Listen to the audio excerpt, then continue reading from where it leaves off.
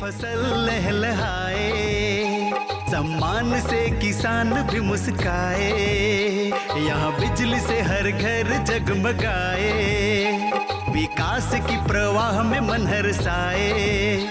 शिक्षा है, रोजगार है, विकास की बयार है, सड़क है, अस्पताल है, चाहे खुशियों की बहार है। बिना संगीत के ही थिरके है पाँव, है स्वर्ग से सुंदर गांव गिरा, सुखी संपन्न है अपना गांव गिरा, है स्वर्ग से सुंदर गांव गिरा, सुखी संपन्न है अपना गांव गिरा।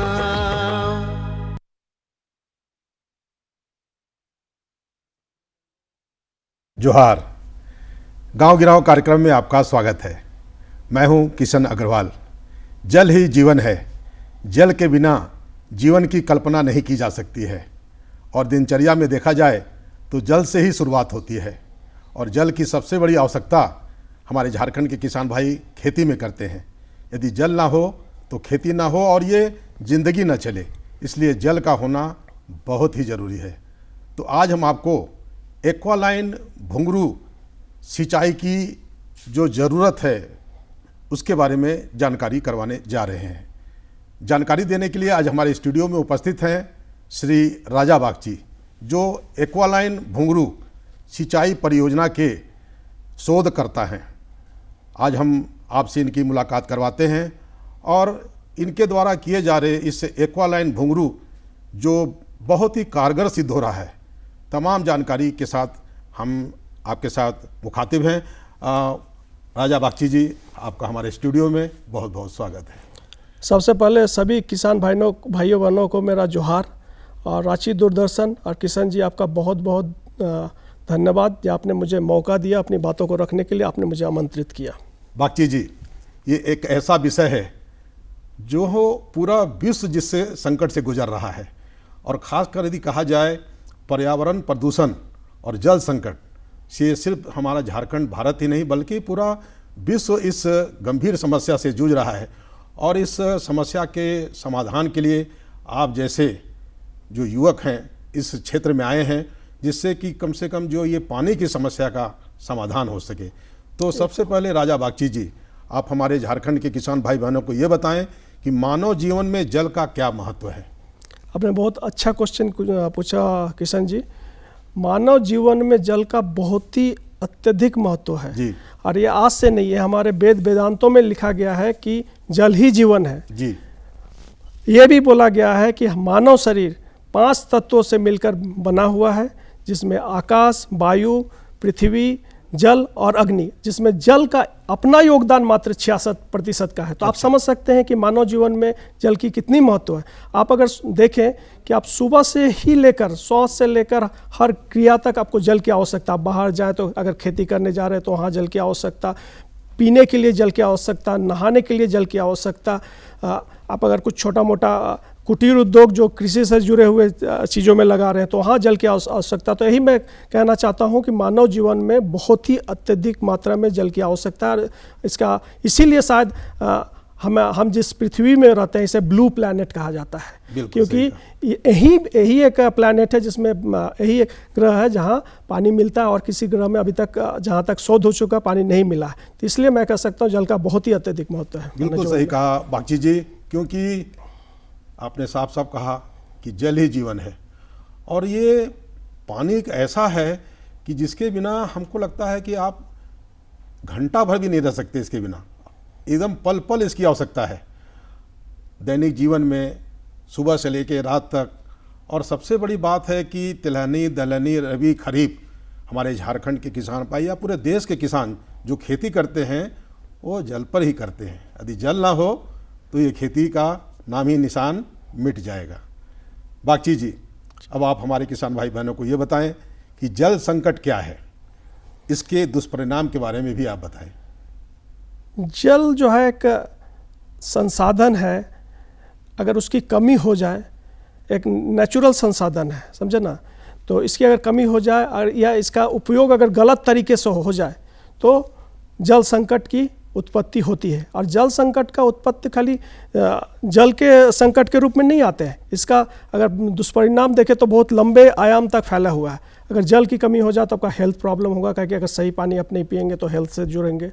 जल की कमी हो जाए तो आप इंडस्ट्री नहीं चलाएंगे, इकोनॉमिकल डिजास्टर होगा, बिल्कुल आर्थिक स्थिति हमारी खराब होगी देश की। जल ना रहे तो किसान भाई बहन अपना खेती नहीं कर सकते हैं, जिससे उनके तो आय में कमी हो गई। इसके अलावा जो उन्होंने पूरा देश का जो पेट भरते हैं अपने मेहनत से, उसमें भी कमी आएगी। तो ये तो एक बहुत बड़ी समस्या है जो आपने उल्लेख किया। और जल का समस्या खाली अपने आप में नहीं सीमित है, वो अपने साथ और कई सारे समस्याओं को लाता है। बागची जी, भूमिगत जल क्या है? वर्तमान में भारत में इसका क्या महत्व है? बहुत बढ़िया सवाल। इसकी बहुत ही ज़्यादा महत्व है। भूमिगत जल मैं पहले बता दूं किसान भाई बहनों को, जो हमारे ज़मीनी सतह के नीचे जितने भी पानी पाए जाते हैं उसे भूमिगत जल कहते हैं।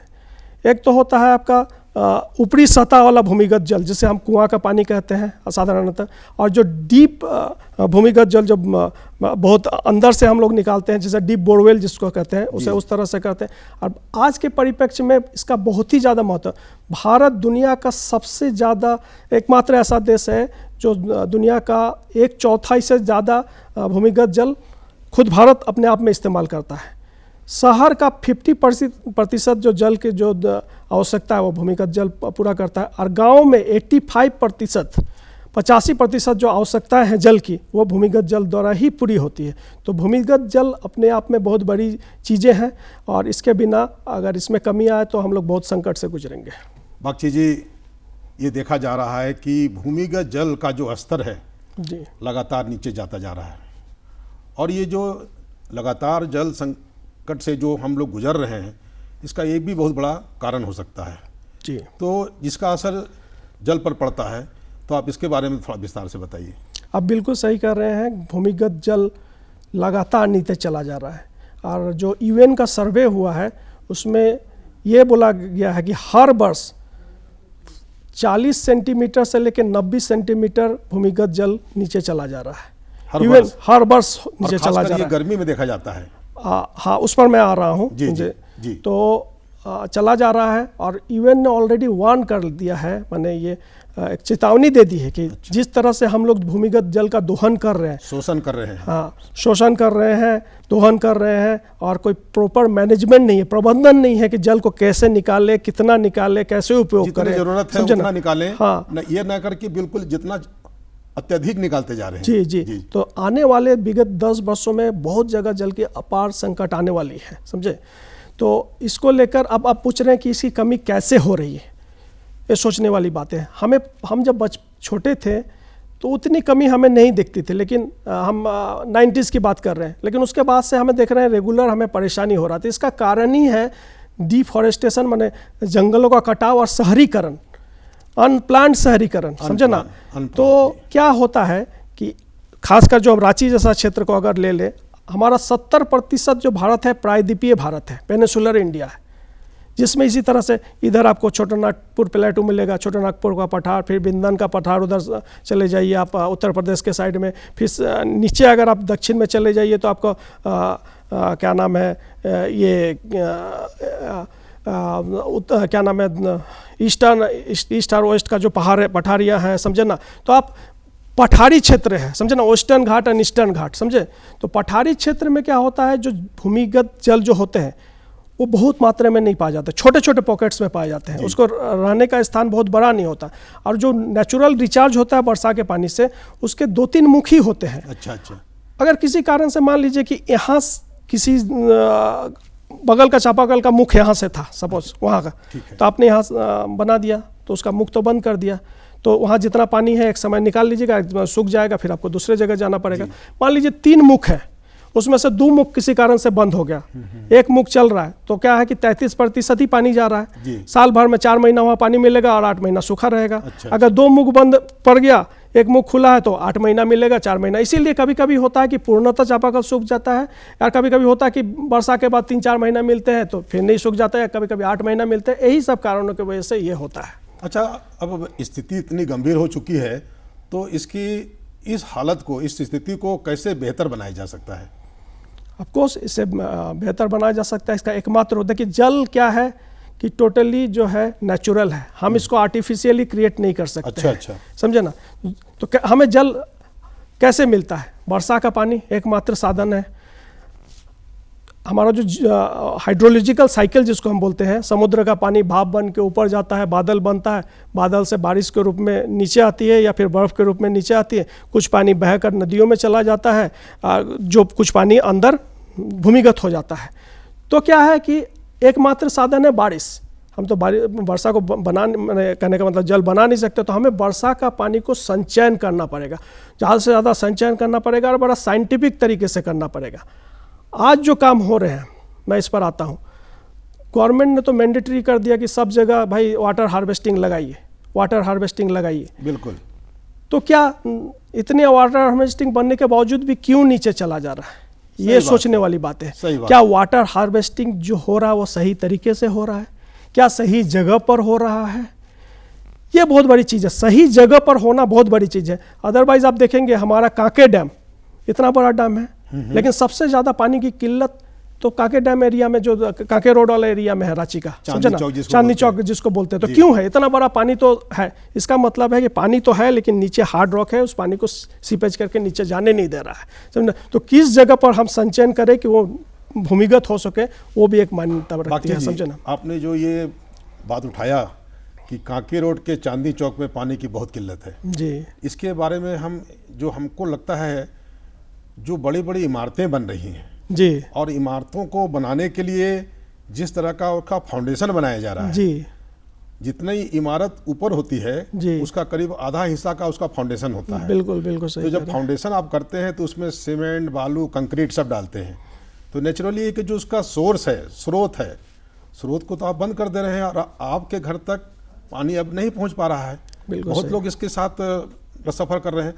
तो इसलिए ये जानना जरूरी है कि वाटर हार्वेस्टिंग क्या है, जल संचयन क्या है और वर्तमान परिप्रेक्ष्य में इसका क्या महत्व है। तो जल संचयन जानने के बना कि जल संचयन नहीं होगा तो भूमिगत पानी कम हो जाएगी।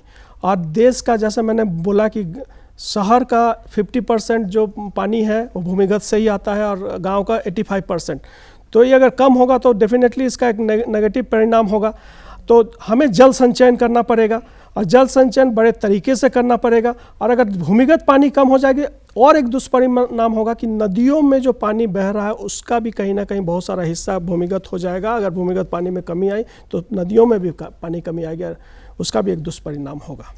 ये जो अभी आपने कहा ना कि शोषण दोहन जिस प्रकार से पानी का हो रहा है जी, और इसका दुष्परिणाम कुल मिलाकर इस धरती पर रहने वाले मनुष्य हो, जीव जंतु हो, जानवर हो, पशु हो, उन्हीं को भुगतना पड़ेगा। और जो जिस प्रकार से अभी प्रकृति के साथ छेड़छाड़ हो रहा है, खिलवाड़ हो रहा है, मजाक हो रहा है, अपने स्वार्थ में हम तो जो चाहे कर रहे हैं, लेकिन ये नहीं देख रहे हैं कि आने वाले समय में उन पीढ़ियों का क्या होगा जब उनको ब्रिज खोजना पड़ेगा, पानी को ढूंढना पड़ेगा। ये बड़ी दुर्भाग्यपूर्ण बात है बागची जी। तो कम से कम इस देश के, इस राज्य के हर व्यक्ति को जागरूक होना पड़ेगा कि हम पानी का इस्तेमाल उतना ही करें जितनी आवश्यकता है। अच्छा, एक बात याद आई कि अभी हाल में एक जो बात सुनने को मिली, साउथ अफ्रीका के केप टाउन में पानी की बहुत ज़्यादा किल्लत हो गई है, इसके बारे में कुछ जानकारी हो तो बताएं आप। बिल्कुल, हम सब जानते हैं कि साउथ अफ्रीका के केप टाउन में किस तरह से पानी की मारामारी हो गई।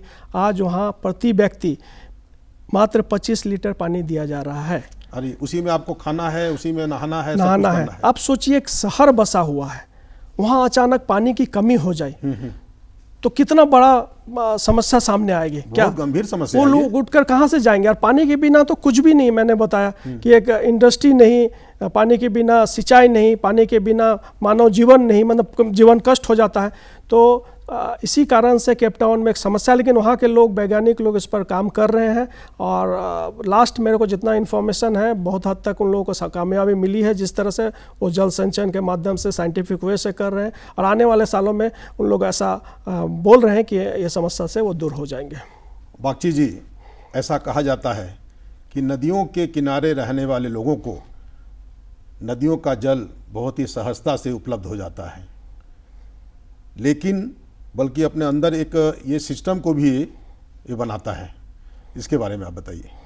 बिल्कुल, जहाँ तक नदी की बात बोले तो नदी का तो स्थान हमारे सनातन धर्म में या वेदांतों में बहुत पहले कहा गया है और बहुत एक मान दिया गया है। आप एक वो श्लोक क्या है, मैं याद करूँ तो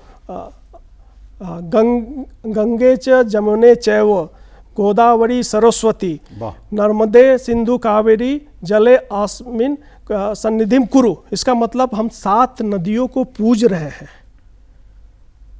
7 नदियों। तो और उसके बाद हमारा देवताओं को राजा क्या है, किसको बोलते हैं? इंद्र को। और इंद्र को हम वर्षा का भी देवता बोलते हैं।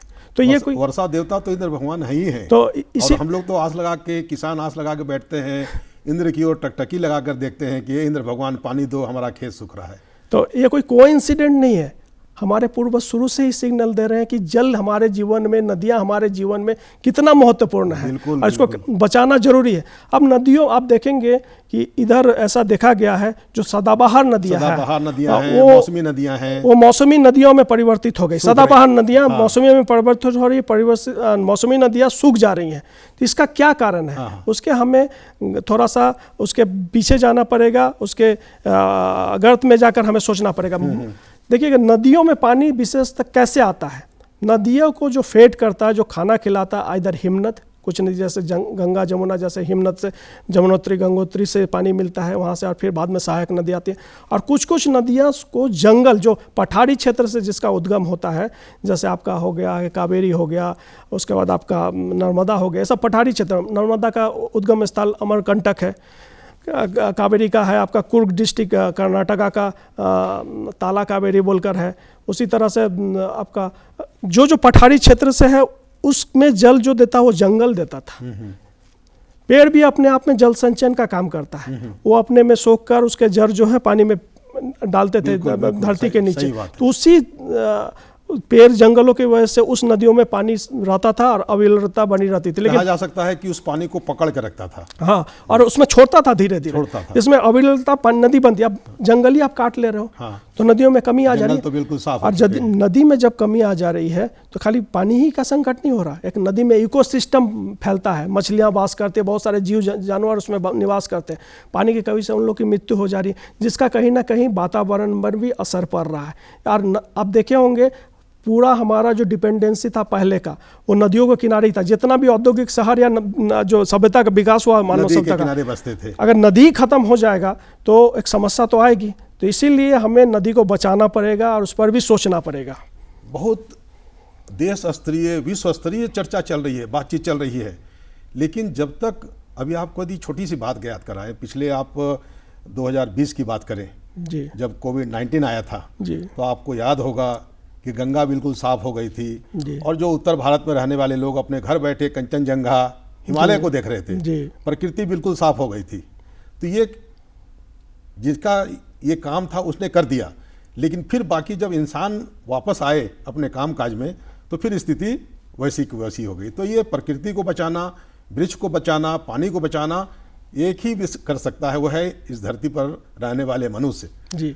बागची जी, अब आप ये बताइए कि सस्टेनेबल डेवलपमेंट गोल क्या है और पानी की इसमें क्या भूमिका है? एक बहुत बड़ी चीज़ है। देखिए, जो रिसोर्स है वो लिमिटेड है, जैसे पानी लिमिटेड है, ज़मीन लिमिटेड है, उसको हम बढ़ा नहीं सकते, समझे ना। खेती लिमिटेड है, क्योंकि जितना ज़मीन है उतना ही खेती कर सकते हैं, समझे ना। सही कहा आप। तो आने वाले समय में जिस तरह से जनसंख्या बढ़ रही है, आने वाले समय में बोला गया कि अभी पृथ्वी का पूरा जनसंख्या 8 बिलियन हो चुका है। तो उस लोगों को उस सारी समस्याओं के चलते आपस में लड़ाई ना हो, शांति बना रहे और सबको सब कुछ मिलता रहे, पानी से लेकर इंडस्ट्री से लेकर सैनिटेशन से लेकर। तो इसको सस्टेनेबल डेवलपमेंट प्लान के तहत लाया गया, जिसमें 17 वेरिएबल्स को ऐड किए गए और जिसमें एक variable water, clean water and sanitation भी है। लेकिन हमें लगता है, मेरा अनुसार ये मेन वेरिएबल है। अगर ये नहीं रहेगा तो इंडस्ट्री को कैसे आप डेवलप करोगे, ये अगर नहीं रहेगा तो एग्रीकल्चर को कैसे डेवलप करोगे, ये नहीं रहेगा तो हेल्थ के जो बीमार हो रहे हैं उसको कैसे कम करोगे, पानी की जो आवश्यकता है वो कैसे पूरी होगी। समझ सकते हैं कि सस्टेनेबल डेवलपमेंट प्लान में पानी की बहुत अहम भूमिका है और कितनी बड़ी भूमिका है। और लोग कहते हैं कि अगला विश्व तो पानी के लिए होने वाला है। हाँ, बिल्कुल सही बात है। और देखिए लड़ाई तो अभी आपके सामने ही दृष्टिगोचर है। आप कर्नाटक और कावेरी को लेकर ले लीजिए, कावेरी को लेकर होता है, महानदी को लेकर छत्तीसगढ़ और उड़ीसा लड़ाई कर रहे हैं।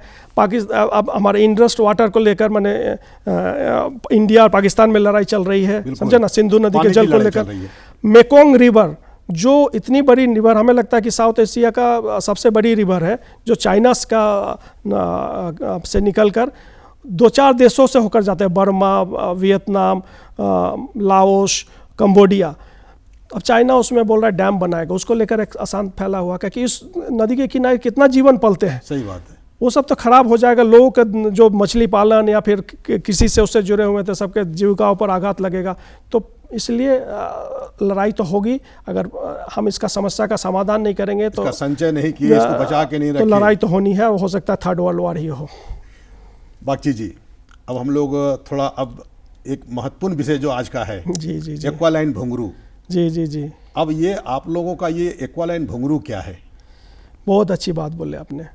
देखिए एक्वालाइन भंगुरू का तो शाब्दिक अर्थ हमने जो लिया है, भंगुरू एक्चुअली आदिवासियों का देवता शिव का नाम भंगुरू बोला जाता है। आदिवासी लोग, आप अगर चले जाएंगे तो हिमाचल वगैरह में एक भंगुरू देवता का मंदिर भी है जो यूनेस्को प्रोटेक्टेड है, और हमारे यहाँ बुंडू में भी भंगुरू तालाब है। तो जिस तरह से शिव के जटा से ऐसा बोला जाता है माँ गंगा निकली है, और जहाँ जहाँ से गुजरी है वहाँ हरित क्रांति ले आकर गुजरी है, वहाँ के लोगों का सारी समस्याओं, पानी रिलेटेड समस्या को दूर करते हुए गई गुजरी है, और आसपास में एक शांति प्रदान की है जहाँ तक पानी की ज़रूरत है। तो हमारे भंगुरू से भी, एक्वालाइन भंगुरू से भी जो पानी निकलता है वो भी शांति देता है, आसपास के लोगों की पानी की कमी को दूर करता है। तो इसलिए हम इसका नाम भंगुरू रखे हैं। एक्वालाइन मतलब एक पानी का लाइन, एक्वालाइन, यही इसका शाब्दिकता है। और इसमें मैं आता हूँ थोड़ा सा उसका खोज के लिए आप लोगों को प्रेरणा कहाँ से मिली? हाँ बताइए, कुछ बोलना भी चाह रहे हैं? हाँ, मैं ये बोलना चाह रहा हूँ कि है क्या और ये क्यों मैंने बनाया, पहले इसमें बताया, ये जानना जरूरी है। देखिए मेरी खोज वहीं से शुरू हुई। वाटर हार्वेस्टिंग का तो काम शुरू हुआ, लेकिन बहुत जगह उसके पॉजिटिव रिजल्ट नहीं मिले, सकारात्मक जो रिजल्ट आना चाहिए था वो नहीं आया। तो मैंने खोजना वहीं से शुरू किया कि भाई क्यों नहीं आ रहा। यहाँ तो वाटर हार्वेस्टिंग का काम हुआ है, बहुत जगह बड़ी डैम है, उसके बगल में ही क्यों पानी हो जा रहा है, या हमारे डाल्टनगंज का जो नदी है, कोयल नदी, उसके किनारे क्यों पानी की कमी आ रही है। तो मैंने वही देखा कि ज़मीन का हर जगह में आप पानी को, वाटर हार्वेस्टिंग क्या होता है, किसी भी एक सर्टेन गड्ढे तक ले जाकर पानी को छोड़ देना, एक 20-25 फीट 100 फीट जो भी है गवर्नमेंट का पैरामीटर है वो तय करके वहाँ गड्ढा करके छोड़ देना। लेकिन अगर पत्थर जहाँ पोरोसिटी नहीं है वहाँ ले जाकर पानी छोड़ोगे तो क्या पानी नीचे जाएगा? अगर क्या स्टेबल, अगर मान लीजिए पत्थर है, यहाँ लाकर पानी छोड़िएगा तो ये सीप करके नीचे जाएगा? बिल्कुल नहीं। तो फिर ग्राउंड वाटर में कैसे रिचार्ज होगा? जी बिल्कुल, कमी आएगा। तब से मेरी खोज हुई, और हमारा एक्वालाइन भंगुरू अदर जो वाटर हार्वेस्टिंग सिस्टम है उसी से, इसी कारणों से अलग है, क्योंकि हम वैसे जगहों को खोज निकालते हैं जहां सच में पानी को रखा जा सके। और कोई 1-2 लीटर 4 लीटर पानी नहीं रखते हैं हम। हमारा एक यूनिट में करीब करोड़ लीटर पानी का संचय हमने किया, करोड़ 1.5 करोड़, लेकिन मिनिमम हम लोग बोलते हैं 40 लाख लीटर तो हो ही जाता।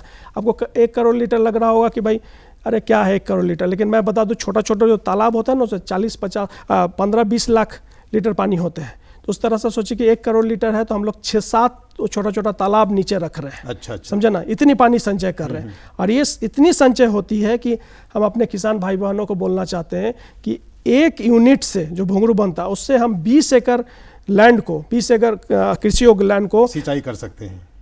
जब गर्मियों के मौसम में, जब पानी की कमी होती है उस मौसम में 4 से 6 महीने में सिंचाई का पानी दे सकते हैं। गर्मी के मौसम में? हाँ, तो समझिए कि 4 से 6 महीना जब हम सिंचाई का पानी दे सकते हैं तो पीने का पानी कितना दे पाएंगे? बागची जी, एक बात तो जब हम लोग अपने किसान की सुविधा के लिए जी जब ये बात कर रहे हैं जी, तो एक्वालाइन भंगुरू लगाने से किसानों को और कृषि के क्षेत्र में सीधे तौर पर क्या लाभ होगा? बिल्कुल सही बात। आप अगर हम झारखंड को ही ले लें, झारखंड में मैक्सिमम जगह में सिंचाई के पानी की सुविधा नहीं है। एक फसली चाष होता है, बरसात का जो पानी आता है उससे हुआ तो हुआ, नहीं तो चाष नहीं, कृषि नहीं। तो क्या होता है कि लोग शहरों की तरफ पलायन करते हैं डेली लेबरर के तौर पर। बहुत कोई देखिएगा कि वो भी कृषि प्रॉपर पानी नहीं हुआ, खेती नहीं हुआ तो बहुत कोई आत्महत्या तक कर लेते हैं। आजकल देखिएगा कि वुमेन ट्रैफिकिंग हो रहा है झारखंड से, इतने अपने खबर सुन रहे होंगे। बिल्कुल।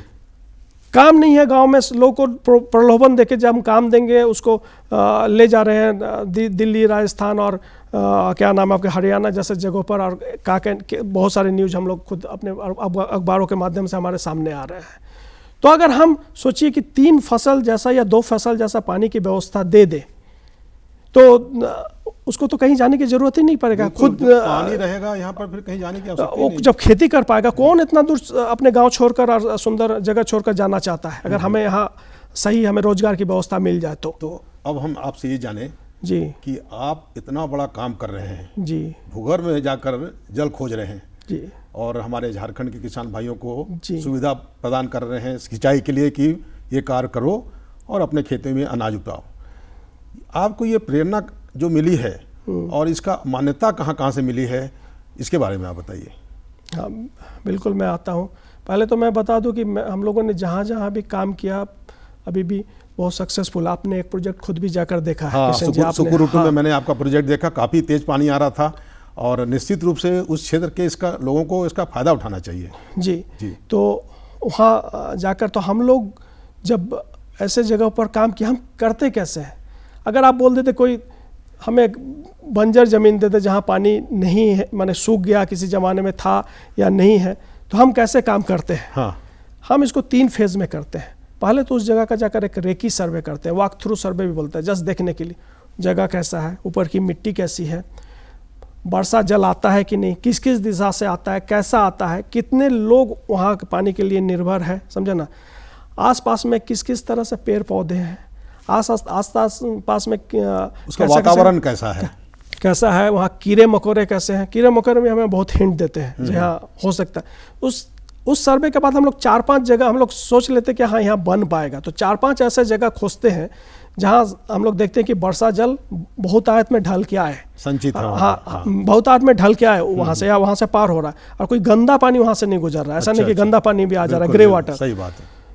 तो 5 जगह को चिन्हित करने के बाद सेकेंड फेज में आते हैं जिसको जियोफिजिकल स्टडी और सैटेलाइट मैपिंग बोलते हैं। उसमें हम लोग 1000 फीट तक का जमीन के नीचे के परत का स्कैन करते हैं। अच्छा, संक्षिप्त में इसमें खर्चा कितना था ये बता दीजिए। देखिए, हमारा गवर्नमेंट ने खुद यहाँ 5 सेक्रेटरियों ने मिलकर इसको पास किया था, क्योंकि हम लोग इनोवेशन झारखंड में भी सिलेक्ट हुए थे। इसका बेस प्राइस जो है 15,23,700 रखा गया था। अच्छा, तो किसान भाई बहनों, आज आपने देखा कि एक्वालाइन घुंघरू से हमारे किसान भाइयों को किस तरह से मदद मिल सकती है अपनी खेती बाड़ी के लिए। राजा बागची जी, आज आप हमारे स्टूडियो में आए और हमारे झारखंड के किसान भाइयों को जिसकी आवश्यकता है पानी की, उनको बहुत अच्छी अच्छी जानकारियाँ दी। इसके लिए आपको बहुत बहुत धन्यवाद। जोहार।